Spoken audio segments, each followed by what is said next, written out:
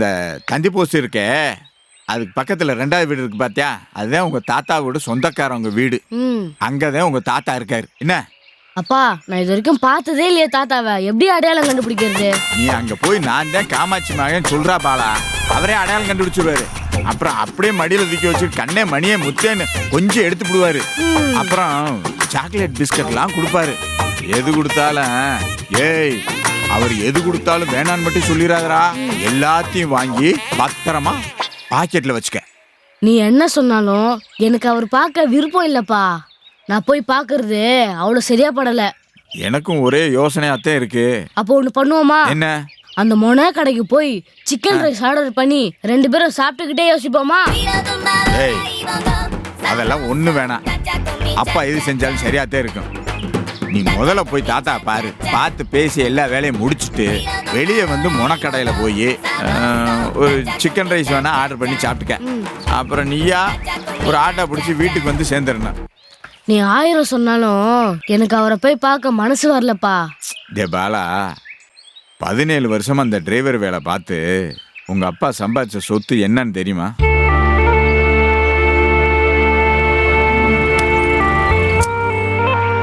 ₹1,00,000 பெருமானம் உள்ள 10 பவுன் நகைய அடவு வச்ச ரசீது, போட்டு போறதுக்கு நல்ல பேண்ட் ஷர்ட்டு 4. இந்த வண்டி இதெல்லாம் தாண்டி நீயும் உங்க அம்மாவும் தாண்டா. அதுலயும் இந்த வண்டி முழுசா இன்னும் சொந்தமாகல, டியூல ஓடிக்கிட்டு இருக்கு. இன்னி இருக்கிற காலத்துல நான் என்னதான் ஓட்டி சம்பாரிச்சாலும் தேய போறது என்னமோ பஸ்ஸோட டயரும் நானும் தாண்டா. பணம் வந்து சேராது. பணம் வராம நம்மனால ஏதாவது வாங்க முடியுமா? முடியாது. நம்ம வாழ்க்கையில சில விஷயங்கள் நடக்கணும்னா சில விஷயங்களை யோசிக்க கூடாது. போய் உங்க தாத்தா பார். அப்பா, தாத்தாவை போய் பாக்குறதுலாம் இருக்கட்டும்பா. உன் மானம் கௌரவம்லாம் விட்டு இதெல்லாம் யோசிக்க மாட்டியா? டேய், மானம் கௌரவம் தாண்டா நம்ம குடும்பத்தை பாடா படுத்துது. இப்ப மட்டும் கொஞ்சம் அதை தள்ளி வச்சுட்டு யோசிச்சோம்னா எல்லாம் சரியா போகும். அப்படிங்கிற? ஆமாடா, அப்பா எதை சொன்னாலும் கரெக்டா தாண்டா இருக்கு. நீ கிளம்பு. ஏ பாலா, ஒரு விஷயத்தை மட்டும் மறந்துடாத. உங்க தாத்தா எதை கொடுத்தாலும் வாங்கி சேப்புல வச்சுக்க. வேணாம் வேணாம், சோப்புல வச்சா கசங்கிறேன், கையிலே பத்திரமா வச்சுக்க. சரிப்பா. சரி.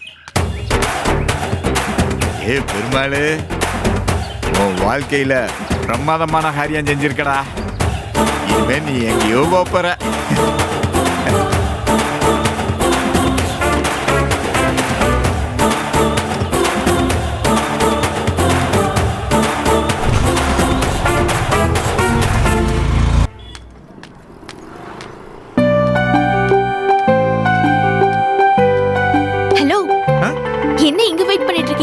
இல்லைங்க, இந்த பக்கமா ஒரு சவாரி வந்தேன். எப்படியும் இந்த டைம்ல சவுண்ட் ஸ்ட்ரீட்ல தானே வருவீங்க, அதான் இங்க வெயிட் பண்றேங்க. நீங்க வரலனாலும் நானே உங்களுக்கு கால் பண்ணி கூப்பிடலாம்னு நினைச்சிட்டு இருந்தேன். அப்படியா? என்ன விஷயம்? உங்ககிட்ட பேசணும்னு தோணுச்சு. வெளியே போலாமா? போலாம்.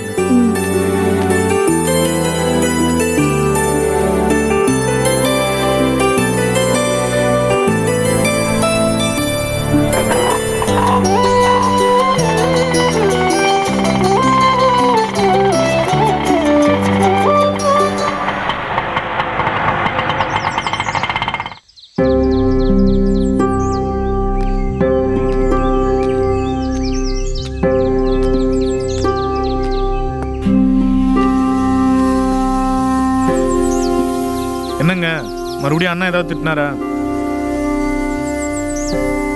இல்ல வேற ஏதாவது பணம் ப்ராப்ளமா? அதெல்லாம் இல்லைங்க, நீங்க முதல்ல சொன்னதுதான்.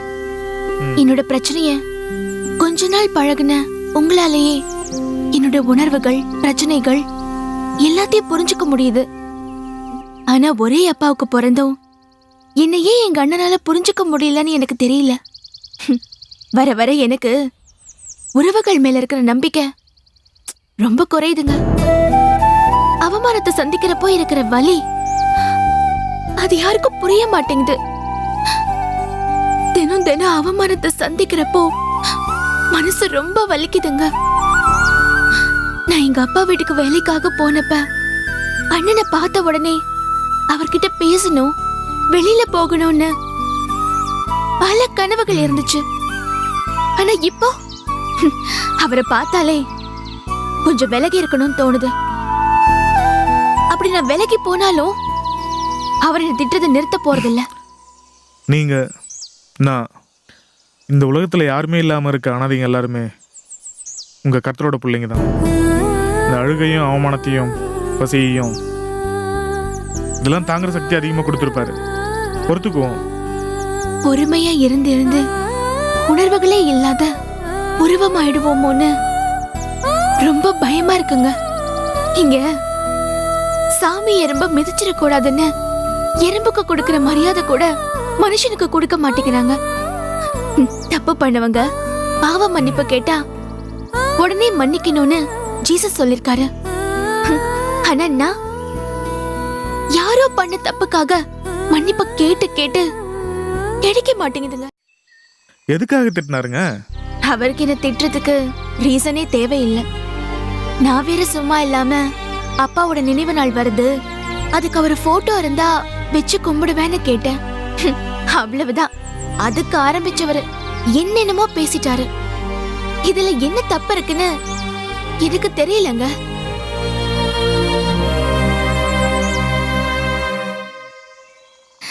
எங்க அப்பா என் கூட இல்லைங்கிற உணர்வு வருது.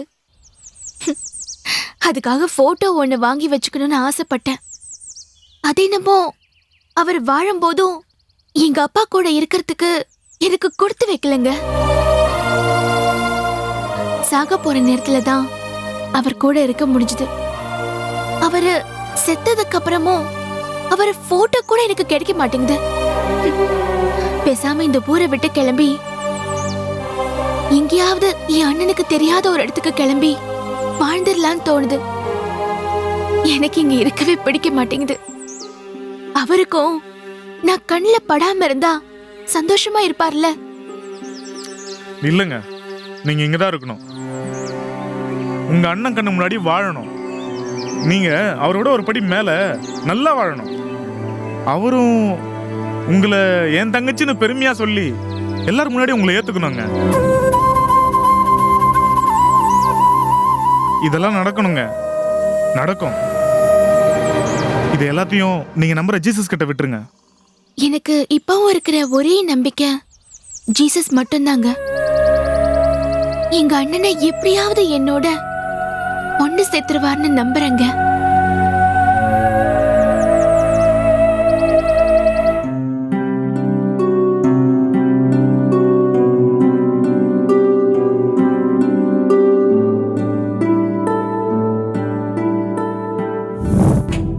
இல்ல தம்பி, இதுதான் சரியான நேரம்.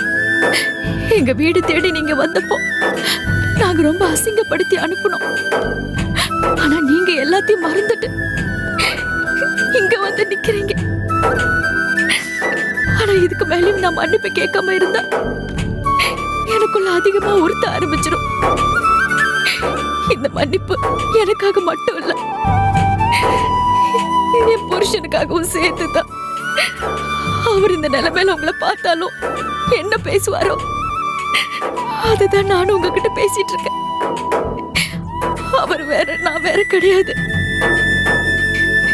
என்னைக்குமே நான் அவரோட நிழல்னு நினைச்சுதான் வாழ்ந்துகிட்டு இருக்கேன். அதனால நீங்க எதையும் மனசுல வச்சுக்காம மன்னிச்சு அவரோட கடைசி கால வாழ்க்கைய சந்தோஷமா அனுப்பி வைங்க. அம்மா, நான் உங்களை மன்னிக்கிற அளவுக்கு என் மனசுல இப்போ எதுவுமே இல்லை. நான் உங்ககிட்ட ஆரம்பத்துல இருந்தே சொன்னதுதான், உங்களை அப்பா அம்மாவை தான் நான் பார்க்கறேன். எங்க வீட்டுல அப்பாவும் அம்மாவும் திட்டினா நான் எப்படி பெருசுப்படுத்த மாட்டேனோ அதே மாதிரி தான் நீங்களும். உங்களுக்கு வேணா நான் தேவைப்படாம இருக்கலாம், ஆனா நீங்க எனக்கு வேணும்.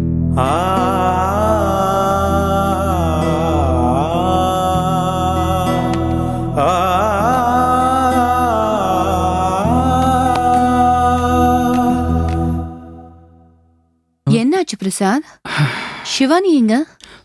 மேல படுத்துட்டு இருக்கா. நீ எங்க தனியா உட்காந்துட்டு இருக்க? இன்னைக்கு ஹாஸ்பிட்டல் போனேன். உங்க அப்பாவையும் அம்மாவையும் பார்த்தேன். என்ன சொன்னாங்க? உங்க அப்பா கோமால இருக்கிறதுனால நான் பார்க்க போனப்ப எதுவும் திட்டல.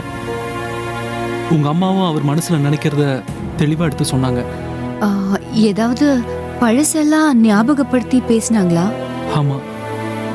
ஆனா இப்ப பேசுறப்ப அவங்க வயசு மேல உள்ள ஒரு பயம் தெரிஞ்சது. எங்க யாரும் இல்லாம தனியாளா இந்த உலகத்துல இருந்துருவோமோங்கிற பயம் அவங்களுக்குள்ள வந்துருச்சு. நம்ம தான் அந்த பயத்தை போக்கணும் பிரசாத். அவங்களுக்காக நாம இருக்கோங்கிற நம்பிக்கைய ஏற்படுத்தணும். அந்த நம்பிக்கையை நாம எப்போ கொடுத்துட்டோம் வேணும், அவங்க தான் அதை ஏத்துக்கல. என்னதான் இருந்தாலும் காலம் கடந்து கிடைக்கிற மன்னிப்பு கொஞ்சம் வேஸ்ட் தான். ப்ளீஸ் பிரசாத், எனக்காக தயவு செஞ்சு அவங்கள மாதிரி நீயும் பழசெல்லாம் ஞாபகத்துல வச்சுக்காத. இப்ப அவங்களுக்கு தேவை ஒரு மாரல் சப்போர்ட். அப்பா இப்ப எந்த நினைவும் இல்லாம படுத்திருக்காரு. அம்மா யாருமே இல்லாம தனியா இருக்காங்க. அப்பாவை விட இப்போ இருக்கிற நிலைமையில அம்மா தான் ரொம்ப நில குலைஞ்சி இருக்காங்க. இந்த டைம்ல நம்ம போய் வரும்போது நம்ம முகத்தை பார்க்கும்போது ஒரு நம்பிக்கை வரும். அந்த நம்பிக்கை அவங்களுக்குள்ள ஒரு மாற்றத்தை உருவாக்கும். மாற்றம்தான் எங்க அப்பாவை எழுந்திருச்சு உட்கார வைக்கும். கண்டிப்பா எப்பவும் போல இந்த தடவையும் எந்த தப்பான எண்ணமும் இல்லாம அவர் பின்னாடி நிப்போம். கியூரான சந்தோஷம்தான். தேங்க்ஸ் பிரசாத். எனக்கு ஒரு சின்ன பயம் இருந்துச்சு, நீ பழசெல்லாம் ஞாபகம் வச்சுக்கிட்டு எங்க பார்க்காம இருந்துடுவியோன்னு. ஆனா கல்யாண விஷயமா நான் தப்பான முடிவு எடுக்கலன்னு நீ மறுபடியும் நிரூபிச்சுட்டு வந்திருக்க. இது போதும் பிரசாத். அவங்களுக்கு நான் செய்ய வேண்டிய கடமை ஒண்ணு இருக்கு. ஏற்கனவே அவங்கள நான் கஷ்டப்படுத்திட்டேங்கிற எண்ணம் எனக்குள்ள ஓடிக்கிட்டே இருந்துச்சு. அந்த எண்ணத்தை எனக்குள்ள இருந்து எடுக்கணும்னா எங்க அப்பாவை எப்படியாவது காப்பாத்தணும். எங்க அம்மாவுக்கு பழைய மாதிரி பத்திரமா எங்க அப்பாவை திருப்பி கொடுக்கணும். அந்த ஒரு விஷயமே எல்லாத்தையும் மறக்கடிச்சிடும். கண்டிப்பா நம்மளால முடிஞ்ச எல்லா முயற்சியும் பண்ணுவோம். அவரை காப்பாத்த ட்ரை பண்ணுவோம். எனக்கு இன்னொரு ஹெல்ப் பண்ணும் பிரசாத். சொல்லு. ஷிவானி கிட்ட பேசணும். அவளை எப்படியாவது கன்வின்ஸ் பண்ணி ஹாஸ்பிட்டலுக்கு அழைச்சிட்டு போகணும்.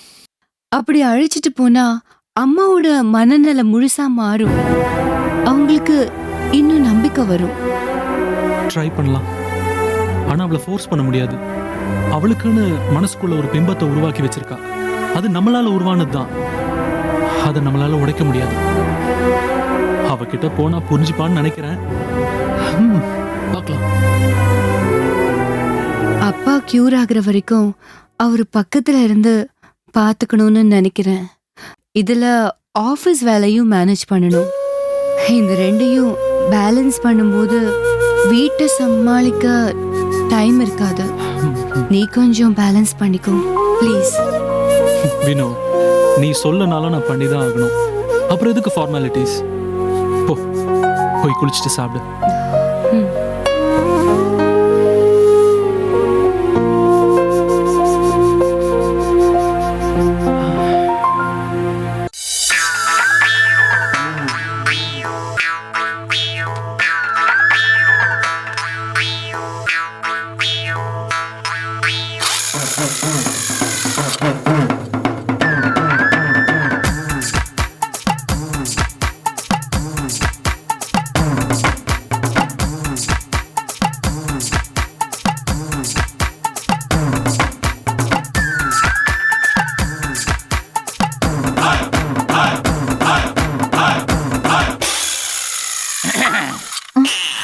என்னங்க, நீங்க வந்ததை நான் கவனிக்கவே இல்லைங்க.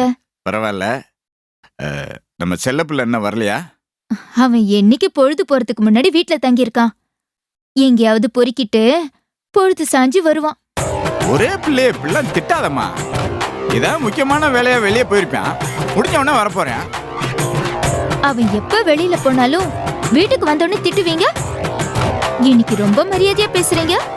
அது ஒண்ணும் இல்ல காமாச்சி, வளர்ற பிள்ளை, அவனை ஏன் பகிச்சுக்கணும் தான். காமாச்சி, நம்ம வீடு ரொம்ப சின்னதா இருக்குதுல்ல, உள்ள வந்தவொடனே முடிஞ்சிருதுல்ல. இத்தனை நாளா இல்லாம இன்னைக்குதான் உங்களுக்கு தெரியுதோ?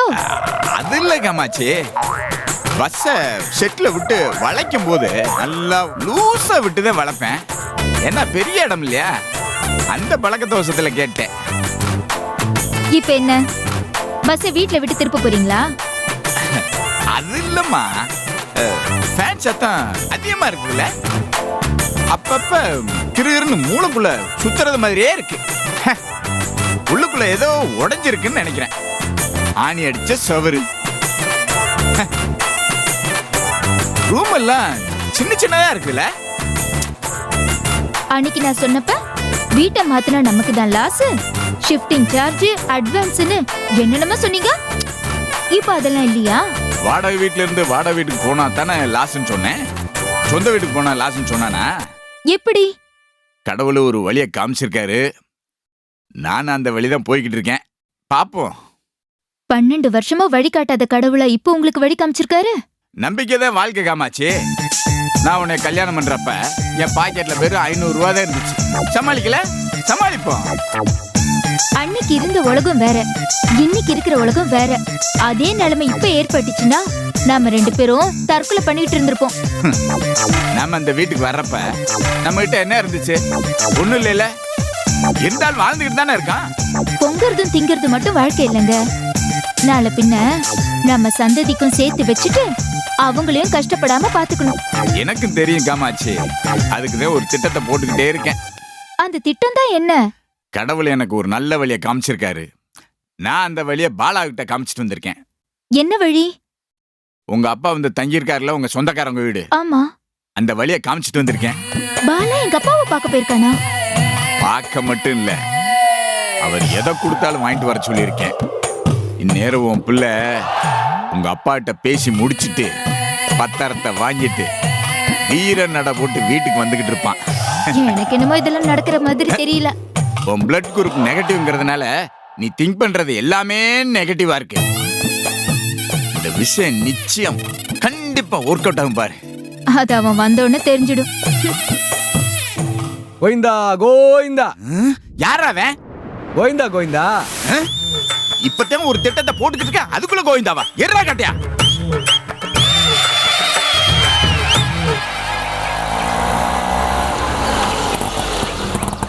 சிவானி, நீ பாலா கூட பேசிட்டு இரு, நான் போய் பெட்ரோல் போட்டு வந்துடுறேன். சரியா? சரி.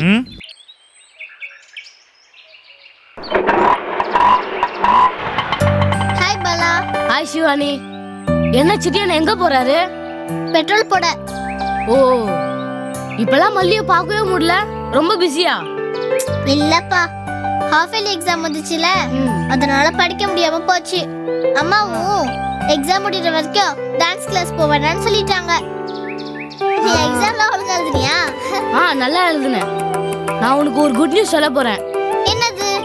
நான் நம்ம தாத்தாவை போய் பார்த்தேன். எந்த தாத்தாவை? எங்க அம்மாவோட அப்பாவை. ஓ, அந்த தாத்தாவியா? எப்படி பார்த்த? எங்க அப்பாவை கூட்டிட்டு போய் தாத்தா தங்கி இருக்க இடத்துல போய் விட்டாரு. அப்ப உங்க வீட்ல சண்டெல்லாம் சரியா போச்சா? இல்ல, ஆனா எங்க அப்பா ஒரு பிளானோட தான் போய் பார்த்துட்டு வர சொன்னாரு. நானும் போய் பார்த்துட்டு வந்தேன். தாத்தா என்ன சொன்னாரு? என்ன பார்த்த உடனே தூக்கி மேல உட்கார வச்சுக்கிட்டாரு. கணத்துல முத்தெல்லாம் கொடுத்தாரு. நிறைய நேரம் பேசிக்கிட்டே இருந்தாரு. ஏய், தாத்தா பாக்க எப்படி இருந்தாரு? பெரிய மிஸ் எல்லாம் வச்சுக்கிட்டு சும்மா பார்க்க டெரரா இருந்தாரு. ஆனா பேசினதுக்கு அப்புறம் தான் ரொம்ப நல்லவரா இருந்தாரு. என்னையும் கூட்டிட்டு போயிருக்கலாம்ல? எனக்கே தெரியாது, திடீர்னு எங்க அப்பா கூட்டு போயிட்டாரு. உன்னை இத்தனை நாளா பார்க்க உங்க தாத்தா வரல. உனக்கு கோவிதம் வரலையா? கெட்ட தாத்தாவா இருந்தா கோவம் வரும். அவர் தான் நல்ல தாத்தாவா இருக்காரு. எங்க தாத்தாவும் பாட்டியும் கூட இங்கதான் இருக்காங்க. எங்க அப்பாவும் அவங்கள பார்க்க அங்க கூப்பிட்டாரு. நான் தான் வர மாட்டேன்னு சொல்லிட்டேன். ஏன்? ஏன்னா நான் தான் உங்ககிட்ட ஏற்கனவே சொல்லிட்டேன்ல, எங்க தாத்தா பாட்டி ரொம்ப கெட்டவங்கன்னு. உங்க தாத்தா பாட்டி இப்ப எங்க இருக்காங்க? ஹாஸ்பிட்டல்ல தாத்தாவுக்கு உடம்பு சரியில்லைன்னு பாட்டி கூட இருந்து பாத்துக்கிறாங்க. பாவம் தானே உங்க தாத்தாவும் பாட்டியும், போய் பாத்துட்டு வந்திருக்கலாம்ல. நான் ஏன் போய் பார்க்கணும்? அவங்க இவ்வளவு நாளா என்ன ஏன் பார்க்க வரல? நம்ம அப்பா அம்மாவுக்கும் அவங்க அப்பா அம்மாவுக்கும் கல்யாணத்துல நடக்கிற சண்டையில பேசாம இருந்துடுறாங்க. பேசினா தானே பார்க்க வர முடியும். கல்யாணம் பண்ணா சண்டை வருமா?